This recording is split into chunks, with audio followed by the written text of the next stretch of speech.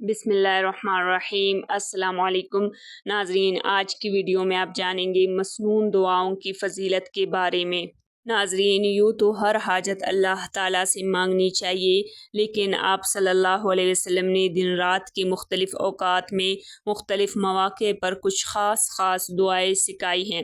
مثلا نیند سے بیدار ہو کر کیا دعا کرے، بیت الخلاء میں جانے سے پہلے کیا کہے، وہاں سے باہر نکل کر کیا پڑھے، وضو کرتے وقت، مسجد میں داخل ہوتے وقت اور مسجد سے نکلتے وقت، حتیٰ کہ گھر میں داخل ہوتے وقت اور کھانا کھانے سے پہلے، کھانا کھانے کے بعد، اذان سننے کے بعد، کپڑے پہنتے وقت، آئینہ دیکھتے وقت، بستر پر پہنچ کر سونے سے پہلے، مختلف مواقع پر مختلف دعائیں سکھائی ہیں جو ہماری دین اور دنیا کی تمام ضرورتوں کے لیے انتہائی جامع اور مفید دعائیں ہیں۔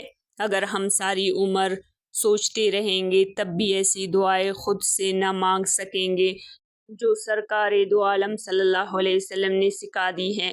ان دعاؤں کے پڑھنے میں نہ کوئی وقت صرف ہوتا ہے، نہ محنت لگتی ہے، نہ ان کے لیے وضو شرط ہے، نہ ہاتھ اٹھانے چاہیے۔ بس اگر ان دعاؤں کو یاد کر لیا جائے تو ذرا دھیان کی بات ہے، اور اس معمولی سی توجہ کے نتیجے میں دنیا اور آخرت کے عظیم مقاصد اور فوائد حاصل ہو جاتے ہیں، اور بغیر کسی خاص محنت کے نامہ اعمال میں نیکیوں کے ذخائر جمع ہو جاتے ہیں۔ لہٰذا ہر مسلمان کو چاہیے کہ وہ یہ دعائیں ضرور یاد کر لے۔ بہت سی کتابیں ایسی ہیں جن میں یہ دعائیں لکھی جا چکی ہیں۔ ناظرین کرام، حکیم الامت مولانا اشرف علی صاحب تھانوی رحمہ اللہ علیہ کی کتاب مناجات مقبول میں بھی ایسے بیشتر دعائیں جمع کر دی گئی ہیں۔ اس میں دیکھ کر بھی یاد کر لیا جا سکتا ہے۔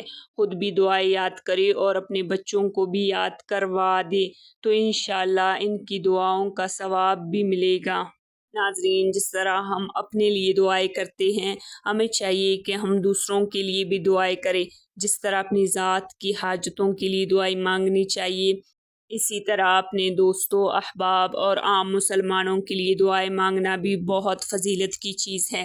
حدیث میں ہے، جو مسلمان بندہ اپنے کسی مسلمان بھائی کے لیے اس کی غیر موجودگی میں دعا کرتا ہے تو فرشتے اس کے حق میں یہ دعا کرتے ہیں کہ تم کو بھی ویسے ہی بھلائی ملے۔